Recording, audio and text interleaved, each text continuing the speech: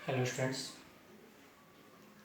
आज हम लोग इरेशनल नंबर्स के बारे में देखेंगे। जैसे कल हम लोगों ने डिस्कस किया था कि डिफरेंट डेसिमल्स नंबर्स जो हैं उन डेसिमल नंबर्स को दो ग्रुप में बांटा जाता है, एक तो टर्मिनेटिंग और दूसरा नॉन टर्मिनेटिंग। ठीक है, तो उसमें नॉन टर्मिनेटिंग में भी दो ग्रुप हमने देखा कि रिपीटिंग डेसिमल्स और रिकरिंग डेसिमल्स और नॉन रिपीटिंग डेसिमल्स। तो जैसे कि टर्मिनेटिंग डेसिमल्स और रिपीटिंग डेसिमल्स जो थे वो हमारे पी बाई क्यू के फॉर्मेट में लिखे जा सकते हैं। ठीक है, जिसके कारण हम उनको रेशनल नंबर्स के रूप में डिफाइन करते हैं। ठीक है, लेकिन अगर इसी में जो हमारा नॉन टर्मिनेटिंग डेसिमल्स था जो पी बाई क्यू के फॉर्मेट में नहीं लिखा जा सकता है वो हमारा एज ए इरेशनल नंबर के रूप में क्लासीफाई किया जाता है। ठीक है, तो आज का हमारा मेन टॉपिक हो गया इरेशनल नंबर्स। तो इरेशनल नंबर क्या हो गया कि numbers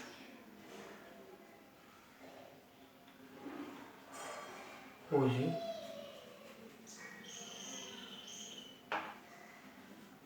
decimal expression are non terminating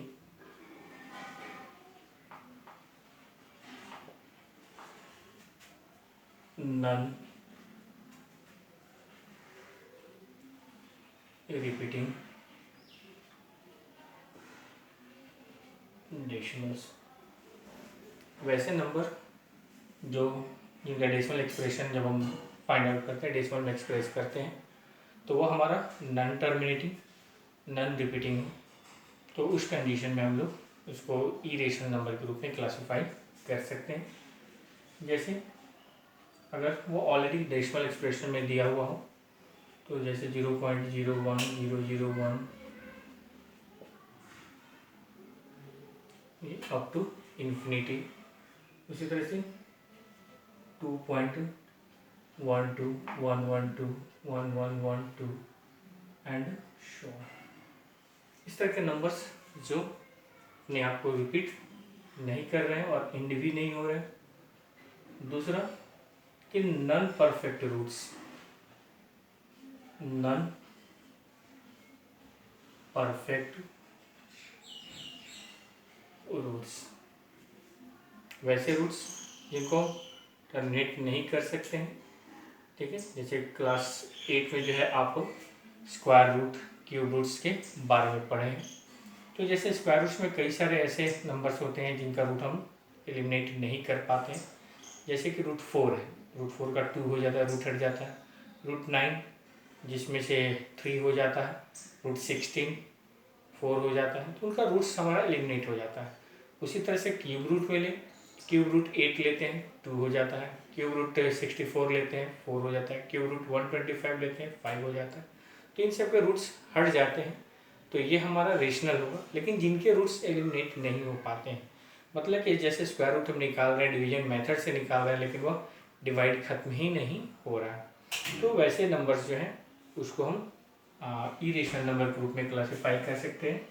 जैसे root 2, root 3, root 5, root 11, cube root 5, cube root 20, fourth root 65। इस तरह से जितने भी नॉन परफेक्ट रूट्स हैं वह सभी एज अ इरेशनल नंबर के रूप में क्लासीफाई किए जा सकते हैं। और एक सिंबल जो मैथमेटिक्स में यूज करते हैं, पाई,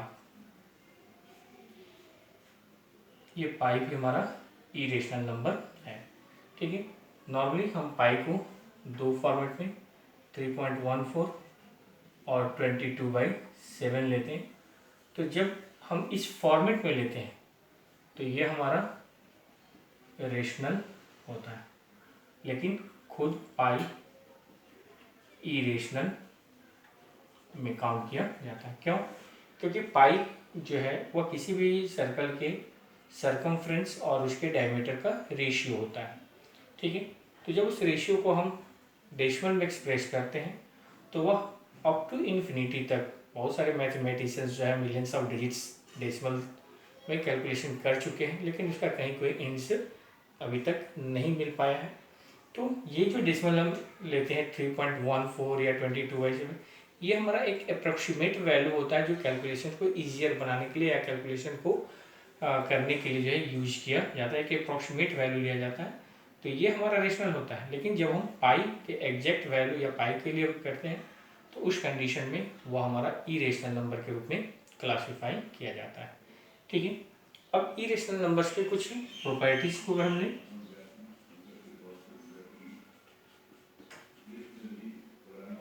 तो इसमें एक चीज का ध्यान रखेंगे कि सम,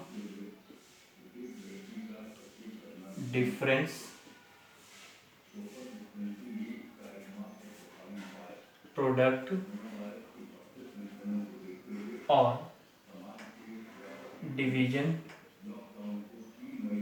of a rational and an irrational is always an irrational। ठीक है, दो रेशियो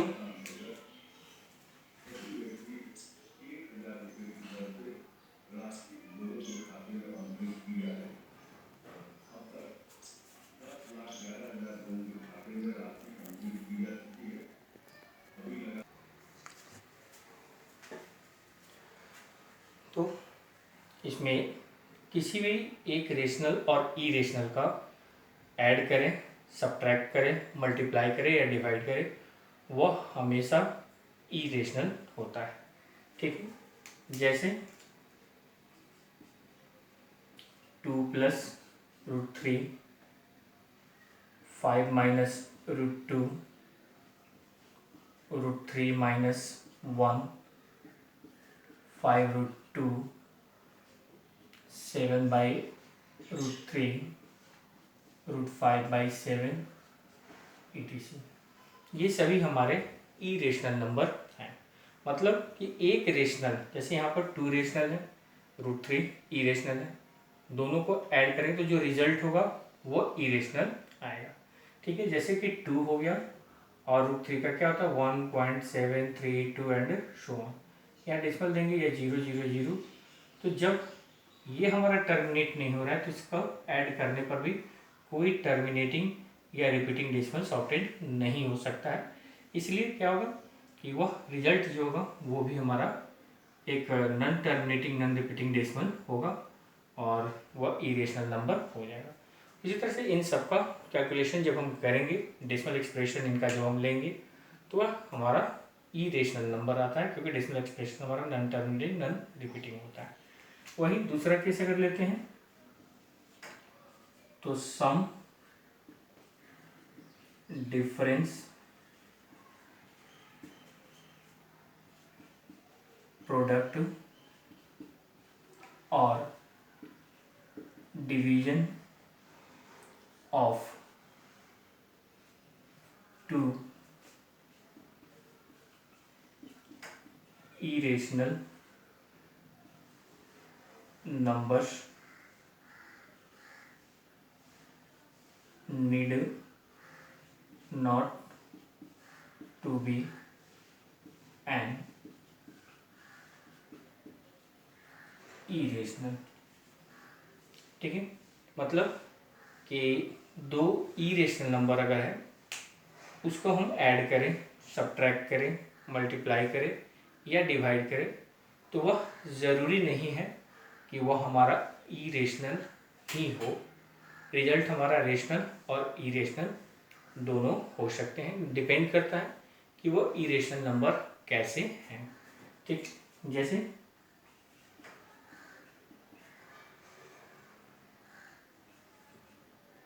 √3 + 5√3 लेते हैं तो ये हमारा 6√3 हो गया। ये हमारा इरेशनल है। लेकिन वहीं पर 2 + √3 और +5 - √3 को लेते हैं तो ये हमारा 7 हो जाएगा, जो कि हमारा एक रेशनल नंबर है। ठीक है, उसी तरह से 6 + 2√3 -4 + √3, 6 + 2√3 ये भी हमारा इरेशनल है और 4 + √3 ये भी इरेशनल है। इसको अगर हम सब्ट्रैक्ट करते हैं तो जैसे यहाँ साइन चेंज होगा तो -4 और -√3 होगा, तो 6 - 4 2 और +√3, जो क्या हो गया, एक इरेशनल हो गया। और यही अगर नहीं कि 5 + √2 -3 + √2, तो ये हमारा 2 है। जैसे 5 - 3 2 हो गया और √2 से √2 कैंसिल हो जाएगा, तो रिजल्ट हमारा 2, जो कि रेशनल है। उसी तरह से मल्टीप्लाई के केस में गए तो 3√2 × √5, तो ये 3√10, जो कि इरेशनल हो गया। वही अगर हम 3√2 × 5√2 लेते हैं तो 5 3 जा 15 और √2 × √2 2, तो ये 30, जो कि रेशनल हो गया। उसी तरह से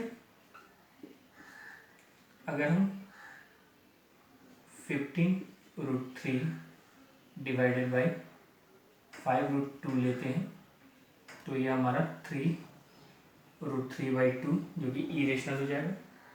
और अगर वही 15√3 / 5√3 लेते हैं तो यहाँ रिजल्ट 3 आएगा। तो इस तरह से दो रेशनल नंबर्स हो तो उसका सम, प्रोडक्ट, डिवीजन, डिफरेंस सभी रेशनल होंगे। अगर दोनों रेशनल नंबर हो तो, अगर एक रेशनल एक इरेशनल है तो उसका सम, डिफरेंस, प्रोडक्ट, डिवीजन सभी हमारे इरेशनल होंगे। ठीक है, क्योंकि सबका जब हम डेसिमल एक्सप्रेशन करेंगे तो वह non terminating non repeating decimal से आता है। उसी तरह से अगर दोनों के दोनों ही इरेशनल नंबर्स हैं तो उसको हम ऐड करें, सब्ट्रैक्ट करें, मल्टीप्लाई करें या फिर डिवाइड करें, ठीक है, वह रेशनल भी हो सकता है और इरेशनल भी हो सकता है। डिपेंड करता है कि नंबर्स हमारे कैसे हैं, उसी के अकॉर्डिंग जो है हम वहाँ पर बता सकते हैं कि रिजल्ट वहाँ रेशनल होगा या इरेशनल। बिना नंबर को देखे हुए हम डिसाइड नहीं कर सकते। लेकिन वही जब एक रेशनल और एक इरेशनल होगा तो वह 100% श्योर वह हमारा इरेशनल नंबर ही होगा।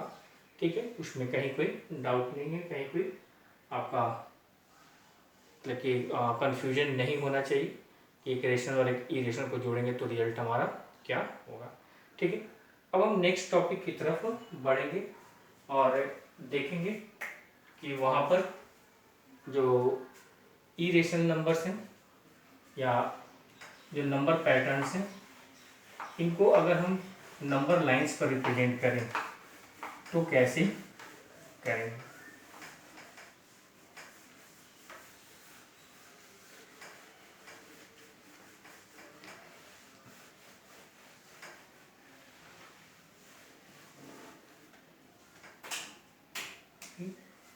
इसी में एक टर्म ले लेते हैं, real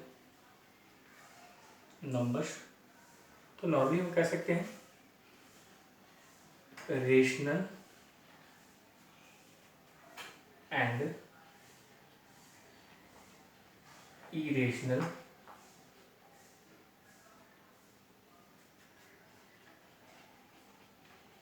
together with is known as या are known as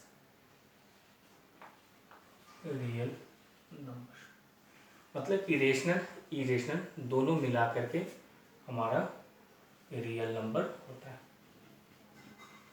rational and irrational दोनों को कंबाइंड वे में हम एज ए रियल नंबर्स के रूप में क्लासिफाई करते हैं। ठीक है, अब इसमें टू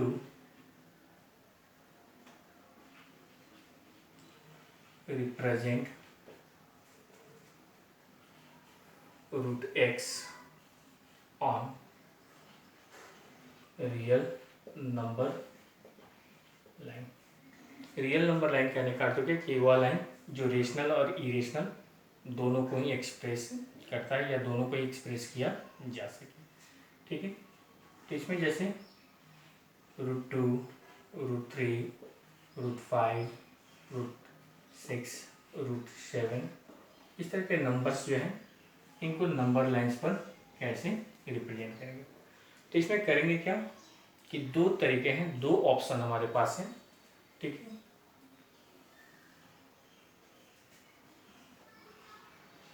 फर्स्ट मेथड और सेकेंड मेथड लेंगे। ठीक है, तो इसमें मतलब कि कोई भी इरेशनल नंबर्स जो √x के फॉर्मेट में है उसको नंबर लाइंस पर या रियल नंबर लाइन पर रिप्रेजेंट करना हो तो कैसे करेंगे। तो सबसे पहले इसमें करेंगे क्या कि जैसे √2 या कोई भी इरेशनल नंबर है उसको दो परफेक्ट स्क्वायर के सम के रूप में रिप्रेजेंट करेंगे। ठीक है, तो जैसे √2 को हम 1² प्लस 1² लिख सकते हैं। ठीक है, उसी तरह से √3 को लें तो कोई ऐसा दो नेचुरल नंबर नहीं है या होल नंबर नहीं है जिसके स्क्वायर का सम जो है वो 3 हो। तो वैसे कंडीशन में इसको हम क्या लिख सकते हैं, √2² प्लस 1²। मतलब कि √3 को रिप्रेजेंट करने के लिए √2 को रिप्रेजेंट करना कंपलसरी है। बिना √2 को रिप्रेजेंट किए √3 को हम रिप्रेजेंट नहीं कर सकते, क्योंकि √2 ही नहीं होगा तो √3 फाइंड आउट नहीं किया जा सकता है। इसी तरह से √5 को अगर हम लें तो √5 को हम लिख सकते हैं 2a² प्लस 1²। 2 का स्क्वायर 4 और 1 का स्क्वायर 1, तो 4 प्लस 1 5। उसी तरह से √6 को लें तो √6 भी जो है दो परफेक्ट स्क्वायर का सम के रूप में अगर लेंगे तो उसको हम दो तरीके से लिख सकते हैं, √5² और प्लस 1², या ऐसे लिख सकते हैं √2² प्लस 2²। √2 का स्क्वायर 2 हो गया और 2 का स्क्वायर 4, 4 प्लस 2 6 हो गया, या √5 का स्क्वायर 5 और 1 का स्क्वायर 1, तो 5 प्लस 1 6 हो गया। तो इस तरह से √7 को भी लें तो √7 को √6 का स्क्वायर प्लस 1 का स्क्वायर, मतलब कि इसमें √2 को रिप्रेजेंट करने के बाद ही √3 को हम रिप्रेजेंट कर सकते हैं, √5 को रिप्रेजेंट करने के बाद ही √6 को, √7 को, √8 को, या मतलब कि आगे के नंबर्स को इस तरह से दो परफेक्ट स्क्वायर के सम के रूप में पहले हम उसको एक्सप्रेस करते हैं और फिर उसके अकॉर्डिंग जो है हम उसको नंबर लाइंस पर रिप्रेजेंट करते हैं। अब जैसे अगर √2 को रिप्रेजेंट करना हो तो कैसे करेंगे, तो √2 के लिए 1² प्लस 1²। तो सबसे पहले एक नंबर लाइन ड्रॉ कर लेंगे, इस पर एक ओरिजिन के रूप में 0 लेंगे। अब जैसे 1² प्लस 1² है, इन दोनों नंबर्स को या दोनों मैग्नीट्यूड को एक राइट ट्रायंगल के दो साइड के रूप में कंसीडर करेंगे जो राइट एंगल से कनेक्टेड है, और एक राइट ट्रायंगल को हम कंस्ट्रक्ट करेंगे, क्योंकि अगर हम ये लें तो √p² प्लस b² =h होता है। मतलब कि एक तरह से अगर किसी राइट ट्रायंगल को कंस्ट्रक्ट करें जिसके दोनों परपेंडिकुलर लेग्स जो हैं, परपेंडिकुलर साइड्स जो हैं वह 1 और 1 है, तो उसका हाइपोटेनस जो होगा वह हमारा जैसे मान लीजिए अगर ये हम लेते हैं तो अगर ये 1 हो, ये 1 हो, तो ये डेफिनेटली हमारा √2 होगा। तो अगर इस तरह से एक ट्रायंगल हम कंस्ट्रक्ट करें तो हाइपोटेनस हमारा √2 के इक्वल होगा। तो 1 यूनिट यहाँ पर हम लेंगे, हमारे ऊपर डिपेंड करता है कि वह 1 यूनिट हम 1 सेंटीमीटर लें, 2 सेंटीमीटर लें, 3 सेंटीमीटर लें, क्योंकि 1 सेंटीमीटर बहुत ही माइनर मतलब कि सेगमेंट हो जाता है, बहुत छोटा सेगमेंट हो जाता है, तो कंस्ट्रक्शन करना थोड़ा डिफिकल्ट होता है। तो वैसे कंडीशन में हम 2 सेंटीमीटर 3 सेंटीमीटर को 1 यूनिट मान लेते हैं। जैसे कि मान लीजिए कि वहाँ कर लिए कि 1 unit is equal to 3 centimetre, ये हम एक यूनिट डिफाइन कर लिए, या 2 सेंटीमीटर जो हम चाहें वैसे डिफाइन कर सकते हैं। ठीक है, तो इसमें करेंगे क्या कि यहाँ से 3 सेंटीमीटर पर एक पॉइंट ए लेंगे जो हमारा 1 यूनिट को रिप्रेजेंट करेगा। ठीक है, तो ये हमारा बेस हो गया, जैसे ओ ए और ये बी हो गया। तो ओ ए 1 यूनिट मतलब 3 सेंटीमीटर लिए। अब इस पर 1 सेंटीमीटर मतलब कि 1 यूनिट परपेंडिकुलर भी ड्रॉ करना है। 1 यूनिट मतलब 3 सेंटीमीटर, तो 3 सेंटीमीटर का यहाँ पर एक परपेंडिकुलर लाइन सेगमेंट लेंगे और उसको हम बी से रिप्रेजेंट करेंगे। तो ये राइट ट्रायंगल के 2 परपेंडिकुलर साइड्स हो गए। अब इसको अगर हम ज्वाइन करते हैं तो ये हमारा हाइपोटेनस होगा। ये कंस्ट्रक्शन आपको स्केल और कंपास वगैरह से करने हैं। ठीक है, तो ये डेफिनेटली हमारा √2 होगा, लेकिन नंबर लाइन हमारा ये है तो हमको इस पर रिप्रेजेंट करना है। तो करेंगे क्या कि कंपास लेकर के यहाँ कंपास और यहाँ पेंसिल रख करके एक आर्क यहाँ पर ड्रॉ करेंगे। ठीक है, ये आर्क जहाँ कट करेगा, मान लीजिए जैसे यहाँ से रख करके ऐसे और यहाँ से ऐसे कट करेंगे।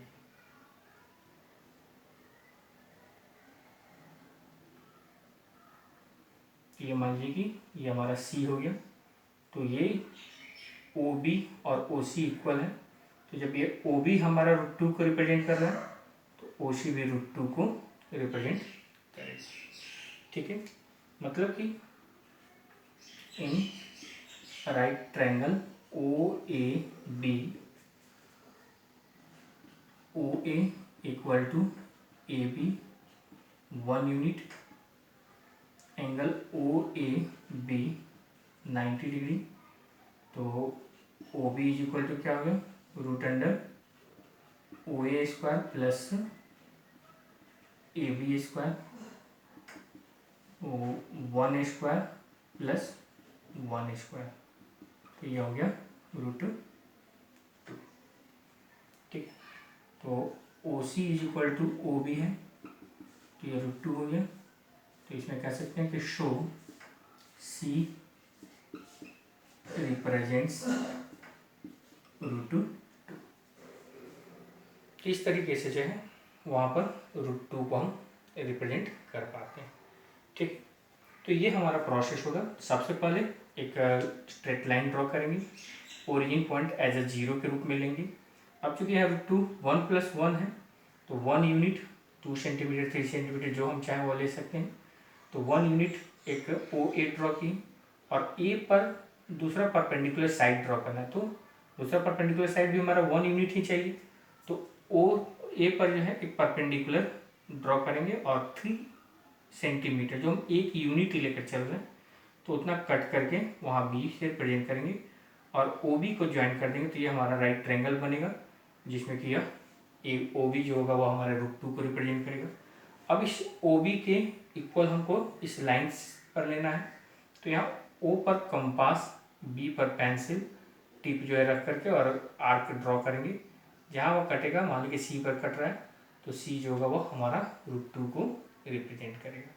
ठीक है, उसी तरह से अगर मान लीजिए ये √3 को रिप्रेजेंट करना, √3 के लिए क्या है √2A² प्लस 1A², मतलब कि √3 के लिए पहले √2 को रिप्रेजेंट करना होगा।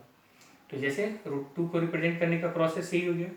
अब √2A² प्लस 1A², मतलब कि अब यहाँ पर जैसे OC हमारा √2 हो गया और प्लस 1, यहाँ पर CD1 ले लेंगे तो ये कितना हो जाएगा, √3 हो जाएगा। तो इसी पर एक परपेंडिकुलर और हम ड्रॉ करेंगे CD, ये भी हमारा 1 यूनिट ही होगा, और इसको यहाँ से ज्वाइन कर देंगे तो ये हमारा √3 को रिप्रेजेंट करेगा। और फिर वैसे ही यहाँ से आर्क लेकर के और इस पर कट करेंगे, जहाँ ये कटेगा मान लीजिए यहाँ E पर कटा तो E जो होगा वह √3 को रिप्रेजेंट करेगा। इसी तरह से एक एक यूनिट हम इस पर बढ़ाते जाएंगे, फिर एक यूनिट बढ़ाएंगे √4 हो जाएगा, फिर उस पर एक यूनिट बढ़ाएंगे √5 हो जाएगा। इस तरीके से हमारा जा सकता है। लेकिन √2 और √3 बनाना हो तो वो दोनों √2 का प्रोसेस था, और √3 बनाने के लिए √2 तो आपको बनाना ही पड़ेगा। √5 बनाने के लिए जैसे √5 का हमारा क्या है, 2 और 1 है, तो एक राइट ट्रायंगल जिसमें 2 और 1 लेंगे, तो इसके लिए क्या करेंगे, नंबर लाइन रिप्रेजेंट की यहाँ पर, जैसे कि 2 यूनिट ए ले ली, एक यूनिट इस पर परपेंडिकुलर ड्रॉ कर लेंगे जो हमारा बी हो गया, ये एक यूनिट हो गया, ये 2 यूनिट हो गया। अब इसको ज्वाइन कर देंगे तो ये हमारा √5 को रिप्रेजेंट करेगा। अब इसी को फिर आर्क यहाँ से लेकर के और ऐसे कट करेंगे, तो उस कंडीशन में ये काम कंपास से करना है, यहाँ कंपास और यहाँ पेंसिल टिप रख करके कट करेंगे तो ये हमारा √5 हो गया। फिर इस पर रख करके कट करेंगे तो ये हमारा √6 हो जाएगा। फिर इस पर कट करेंगे तो इस तरह से एक एक यूनिट बढ़ते जाएगा, और फिर यहाँ पर √7। तो √5 बनाने के लिए √2 √3 बनाने की ज़रूरत नहीं है, √5 को हम डायरेक्ट 2 + 1 से बना सकते हैं। √6 बनाने के लिए √5 बनाना होगा, √7 बनाने के लिए √5 से √6 तब जाकर के √7 बनाना होगा। तो एक प्रोसेस आपका ये हो जाता है √2 √3 या √5 √6 √7 को रिप्रेजेंट करने का। दूसरा प्रोसेस होता है जिसको फ्लोरल शेप हम कहते हैं, ठीक है। उस फ्लोरल शेप में भी प्रोसेस यही होता है, बस यहाँ पर जो हम नंबर लाइंस पर रिप्रेजेंट करते हैं वो नंबर लाइन पर नहीं करके इसमें करते क्या है कि एक स्ट्रेट लाइन ड्रॉ कर लेते हैं। इसमें एक ओरिजिन O और 1 यूनिट, इसमें बेस ज़्यादा नहीं रखते हैं, 1 यूनिट, जैसे मान लीजिए 2 सेंटीमीटर लिए, इस पर एक परपेंडिकुलर फिर 1 यूनिट का ड्रॉ करते हैं B। इसको हम ज्वाइन करेंगे, ये 1 यूनिट हो गया, ये 1 हो गया, इसको ज्वाइन कर देंगे तो ये हमारा √2 हो जाता है। फिर √3 के लिए अब इसको बेस मानकर यहाँ पर एक राइट एंगल पर ड्रॉ करेंगे, ये भी हमारा 1 यूनिट C होगा, ठीक है। ये OB जो आएगा इसको बेस लेकर के यहाँ पर एक राइट एंगल ड्रॉ करते हुए 1 't लेंगे। अब इसको ज्वाइन करेंगे तो ये हमारा हो गया √3। फिर इस OC पर एक यूनिट एक 90 डिग्री बनाएंगे और इस पर ड्रॉ करेंगे एक यूनिट, तो ये हमारा √4 हो जाएगा। फिर इस पर एक राइट एंगल बनाता हुआ एक यूनिट करेंगे तो ये हमारा √5 हो जाएगा। फिर इस पर एक यूनिट 90 डिग्री ड्रॉ करेंगे 1, तो ये √6 हो जाएगा। इस तरह से जिसका भी बनाना है हम इस पर राइट एंगल बनाते जाएंगे, या आगे प्रोसीड करता चला जाएगा, ठीक है। लेकिन नंबर लाइन तो हमारा ये है, हमको तो रिप्रेजेंट इस पर करना है, तो जिसका भी रिप्रेजेंट करना है, जैसे √2 को करना है तो यहाँ पर कंपास रखेंगे, यहाँ पर पेंसिल टिप, और यहाँ से ड्रॉ करेंगे तो ये जो होगा वो हमारा √2 हो जाएगा। फिर यहाँ O से C पर रख करके ड्रॉ करेंगे तो वो जहाँ आएगा C' ये √3 हो जाएगा। फिर O से यहाँ D पर रख करके करेंगे तो ये √4। फिर यहाँ से √5, √6, इस तरह से जिसको हम ड्रॉ करना चाहें उसको ड्रॉ कर सकते हैं। तो दो प्रोसेस है, एक आपका ये है जिसमें √2 और √3 एक साथ बनते हैं, √5, √6, √7 वो एक साथ बनता है। फिर उसी तरह से √10 हो, 8 हो, उन सब के लिए अलग अलग होता है। लेकिन इसमें √2, √3, √4, √5 तक कि √6 बनाने के लिए हमको ये सारे बनाते हुए आने होंगे। ठीक है, ड्रॉ सिर्फ ये हम √6 का करेंगे अगर √6 बनाना है तो, ठीक है, लेकिन ये कंस्ट्रक्शन सबका करना होगा। तो हमारे पास दो ऑप्शन है, दोनों ऑप्शन से हम वहाँ पर किसी भी रूट नंबर्स को जो है नंबर लाइन पर रिप्रेजेंट कर सकते हैं। ठीक है, तो एक प्रोसेस आपका ये हो गया और एक ये हो गया। ठीक है, थोड़ा सा केयर करने पर आप आसानी से वर्क कर सकते हैं। सारे वर्क कंपास, स्केल और पेंसिल के थ्रू ही करने हैं, उसमें कोई भी आपका अप्रॉक्स मेजरमेंट नहीं चलेगा। ठीक है, इसलिए सारे वर्क आप कंपास और पेंसिल स्केल के हेल्प से ही करेंगे। ठीक है, तो एक वर्क आपका ये हो गया। ठीक है, दूसरा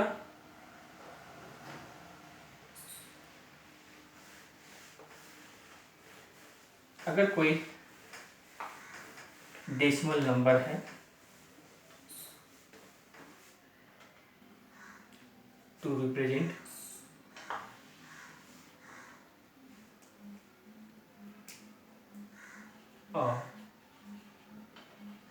decimal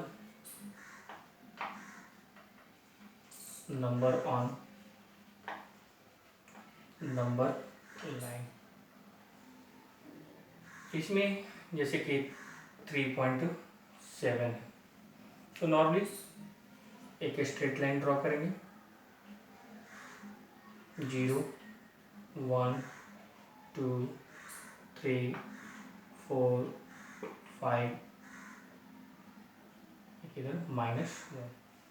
चूँकि ये नंबर 3 और 4 के बीच है 3.7, तो 3 और 4 डेसिमल नंबर्स में हमेशा ध्यान रखें कि 10 इक्वल पार्ट्स में सेगमेंट को डिवाइड करेंगे। ठीक, तो जैसे 3, 4 है, इसके बीच 10 सेगमेंट में डिवाइड करने के लिए 9 लाइन्स से जो है वह ड्रॉ करेंगे। सो 1, 2, 3, 4, 5, 6, 7, 8, 9। ठीक है, ये 9 सेगमेंट ड्रॉ है। अब हमको चाहिए क्या 7, तो यहाँ से काउंट करेंगे 1, 2, 3, 4, 5, 6, ये हमारा 7 हो गया 3.7। लेकिन अगर यही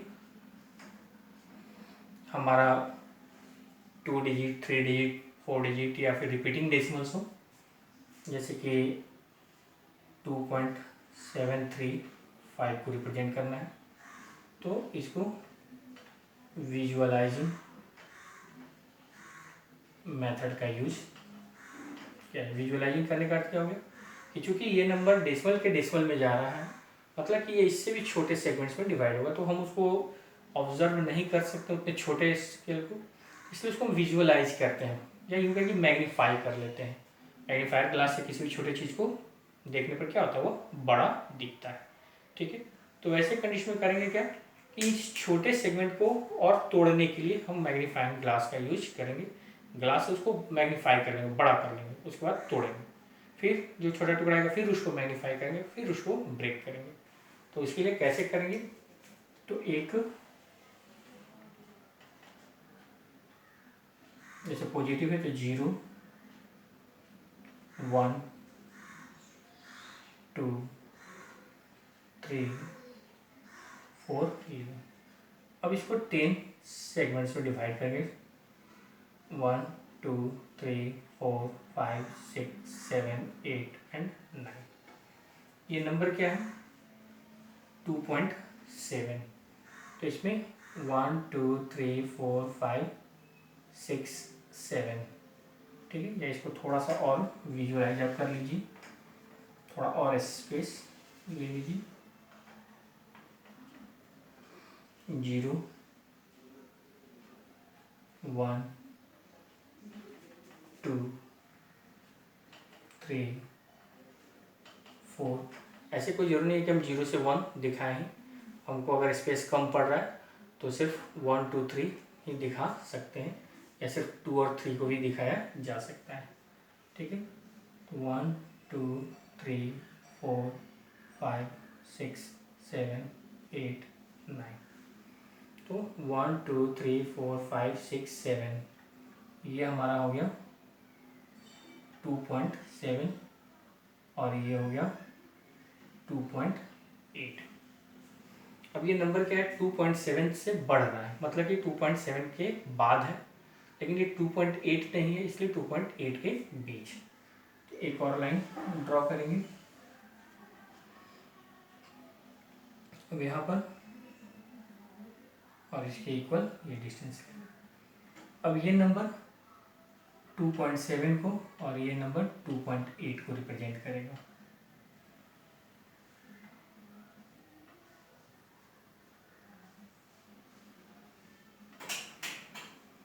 फिर इसको जैसे विजुअलाइज हो गया, बड़ा हो गया, अब इसको तोड़ेंगे। 1 2 3 4 5 6 7 8 9। अब ये क्या हो गया, 2.7 तो यहाँ पर है, 2.71 2.72 2.73।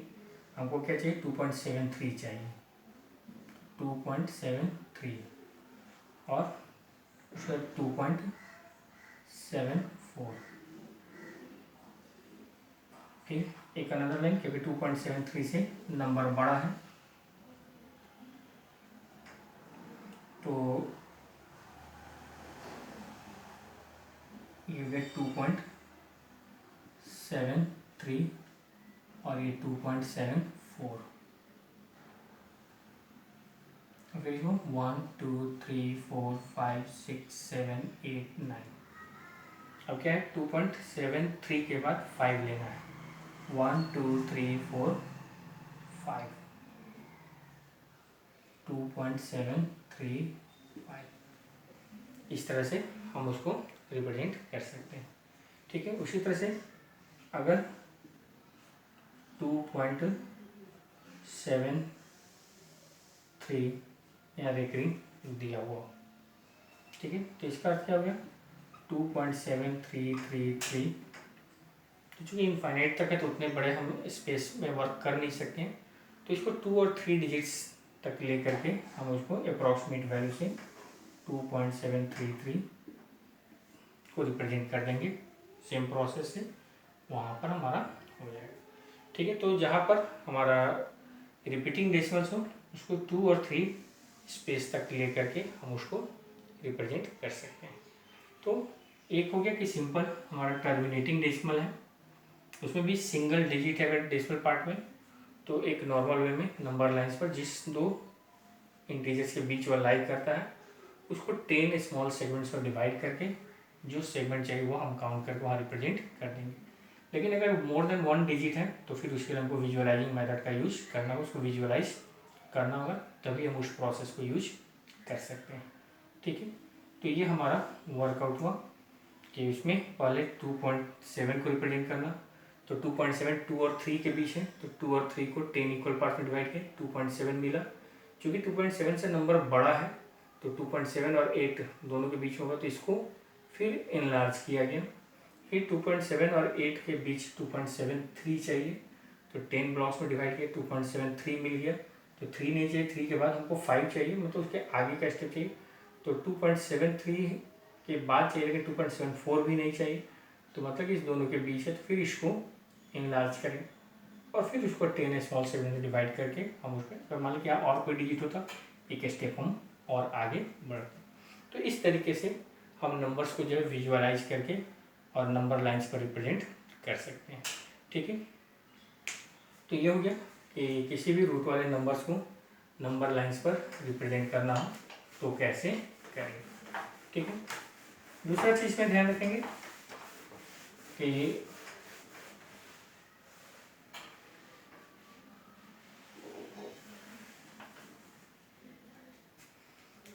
अब इसमें है कि जो भी हमने नंबर्स लिए वो रेशनल इरेशनल डिवाइड हुआ, तो कोई अगर नंबर्स दिया हुआ हो और वह इरेशनल है या नहीं उसको बताना हो, ये मतलब फाइंड आउट करना हो, उसको या सेपरेट करना हो, चूज करना हो, तो हम कैसे करेंगे। तो सबसे पहले करेंगे क्या कि नंबर्स को देख लेंगे कि वह अगर हमारा पी बाई क्यू के फॉर्म में है तो रेशनल होगा, टर्मिनेटिंग डेसिमल है तो रेशनल होगा, रिपीटिंग डेसिमल है तो रेशनल होगा। ठीक है, लेकिन फाइंड आउट हमको ई रेशनल करना है, तो ई रेशनल के लिए 3 केस बताए गए थे, नॉन टर्मिनेटिंग, नॉन रिपीटिंग। अगर डेसिमल में दिया हुआ है तो देख लेंगे कि वह टर्मिनेट हो रहा है या नहीं। ठीक है, नहीं अगर हो रहा है तो रिपीट तो नहीं हो रहा है, अगर नहीं हो रहा है, ना रिपीट हो रहा है, ना टर्मिनेट हो रहा है, तो वो हमारा इरेशनल नंबर हो जाएगा। अगर वो नंबर रूट्स में है तो रूट्स में देख लेंगे कि वह रूट एलिमिनेट होने वाला है या नहीं। जैसे रूट 4 अगर है तब तो वो रेशनल हो जाएगा, लेकिन रूट 5 होगा तो नहीं होगा। ठीक है, या फिर पाई अगर है तो पाई सिंबल के रूप में है तो इरेशनल होगा। अगर वह सिंबल के रूप में नहीं है, 3.14 है या 22/7 है, तो फिर वो हमारा इरेशनल नंबर रेशनल नंबर हो जाएगा। पाई सिंबल के रूप में होगा तो हमारा जो है वह इरेशनल नंबर होगा। इसके अलावा जो आपको प्रॉपर्टीज बताया गया है कि sum and difference product division of rational and irrational of 2 irrationals, तो उस प्रॉपर्टीज को भी हम वहाँ पर चेक करें। जैसे 2 + √3 दिया है तो 2 रेशनल है और √3 इरेशनल है, तो we know that the sum of a rational and irrational is always irrational, तो उसको हम एज ए इरेशनल के रूप में क्लासीफाई कर लेंगे। ठीक है, अब इसमें addition and subtraction of real numbers, real numbers का एडिशन और सब्ट्रैक्शन को ले, तो हमेशा ध्यान रखेंगे कि जैसे अलजेब्रिक एक्सप्रेशन में हम करते हैं 3x और 5x इनको ऐड करना है, तो हम 3x + 5x, तो इसमें क्या करते हैं कि ये हमारा अलजेब्रिक पार्ट जो है वह सेम है। ठीक है, मतलब कि सेम एक्सप्रेशन है, तो उस कंडीशन में वो ऐड और सब्ट्रैक्ट होता है। तो किसको करते हैं, इस कोफिशिएंट को करते हैं, 5 + 3 8x। लेकिन अगर यही 3x + 5y है तो ये चूँकि दोनों हमारा डिफरेंट है तो इसमें कोई एडिशन और सब्ट्रैक्शन नहीं होता है।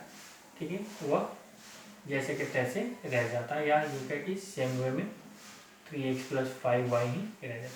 तो रियल नंबर्स पे भी वैसे ही करते हैं। नंबर्स अगर इरेशनल है तो इरेशनल का रूट पार्ट जो है वह सेम होगा, तभी जाकर के ऐड होगा। मतलब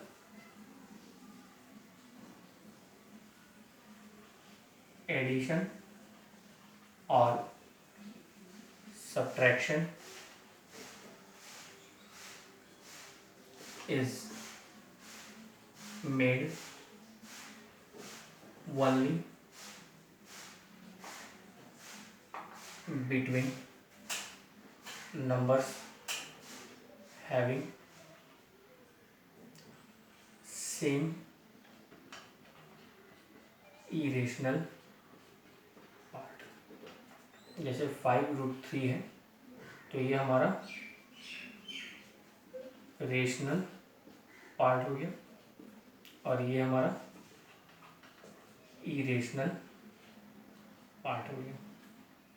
तो रेशनल और इरेशनल पार्ट अगर है तो इरेशनल पार्ट दो नंबर्स में अगर सेम है तो ऐड होगा या सब्ट्रैक्ट होगा, अदरवाइज नहीं होगा। जैसे 5√3 + 7√3 है, तो ऐड किसको करेंगे, तो ऐड और subtract rational part having same irrational part. ठीक है, मतलब इसके रेशनल पार्ट को ऐड और सब्ट्रैक्ट करेंगे। तो 5 + 7 है 12√3। ठीक, अगर यही मान ली कि 9√5 - 3√5 है तो 9 - 3 6√5। ठीक है, 2√3 प्लस 5√2 माइनस 3√2 प्लस √3। अगर इसको सिंप्लीफाई करने के लिए कहा जाए तो पहले लाइक टर्म्स, जैसे ये √3 है, ये √3 इसको एक साथ करेंगे, 2√3 प्लस √3, और फिर इन दोनों को एक साथ करेंगे, 5√2 माइनस 3√2। ये लाइक टर्म्स हमारा एक साथ हो गया। तो इसको हम ऐड और सब्ट्रैक्ट करें, 2 यहाँ 1 छुपा हुआ है, 2 1 3√2, और यहाँ 5 माइनस 3 2 हो गया प्लस 2, तो 2√2। तो एडिशन और सब्ट्रैक्शन हमेशा अलजेब्रिक एक्सप्रेशन की तरह ही होता है। लाइक एक्सप्रेशन है, लाइक वेरिएबल है, तो उस कंडीशन में उसके कोफिशिएंट को ऐड और सब्ट्रैक्ट करेंगे। अगर अनलाइक है तो वैसे के वैसे ही रह जाता है। तो जैसे यहाँ √2 है, यहाँ √3 है और यहाँ √2 है, ये अनलाइक है तो इसमें कोई एडिशन और सब्ट्रैक्शन नहीं होगा, ठीक है। जबकि वही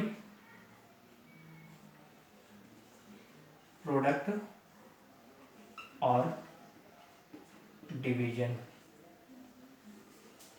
ये हमारा इसमें rational with rational and irrational with irrational part. अगर कोई भी नंबर दिया हुआ उसको मल्टीप्लाई करना हो, जैसे कि 3√5 मल्टीप्लाई 2√3, तो रेशनल पार्ट से मल्टीप्लाई होगा, 3 2 जा 6, और इरेशनल √5 और √3 है तो √15। इसी तरह से अगर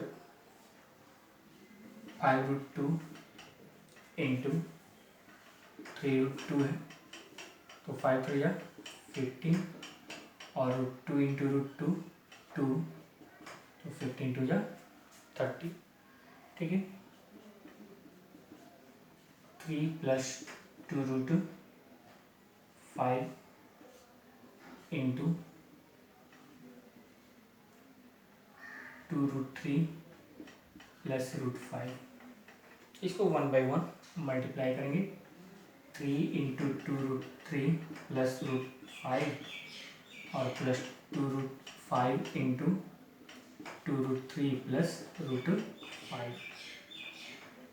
तो यहाँ पर जैसे इसको मल्टीप्लाई करें तो रेशनल पार्ट से 3 2 जा 6, √3 यहाँ 1 है तो प्लस 3√5 प्लस 2 2 जा 4, √15, और प्लस यहाँ 1 छुपा हुआ है तो 2 1 जा 2, और 5 या 10। अब इसमें लाइक टर्म्स कोई भी नहीं है तो इसको वैसे ही रहने देंगे, 6√3 प्लस 3√5, ठीक, या इसको वैसे ही छोड़ देते हैं, ठीक है। डिवीजन के केस में जाए तो जैसे 15√6 है, डिवाइड करना है 3√2 से, तो रेशनल पार्ट से डिवाइड होगा और इरेशनल से, तो 5 3 जा 15, और ये √6/2 तो 5√3। इस तरीके से हम जो है किसी भी दो रियल नंबर्स को ऐड सब्ट्रैक्ट मल्टीप्लाई और डिवाइड कर सकते हैं, ठीक है।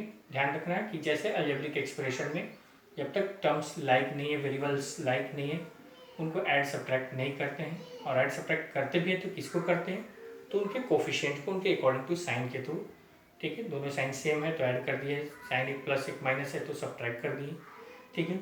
मल्टीप्लाई और डिवाइड के लिए जो है लाइक टर्म्स की रिक्वायरमेंट नहीं होती है, वेरिएबल्स हमारा सेम है नहीं है उससे कोई फर्क नहीं पड़ता है, बस टर्म्स हैं तो उसको हम मल्टीप्लाई और डिवाइड कर सकते हैं। लेकिन ध्यान ये रखना है कि कोफिशिएंट से और वेरिएबल से मल्टीप्लाई होता है, उसी तरह से रेशनल पार्ट से और इरेशनल पार्ट से मल्टीप्लाई होता है, ठीक है।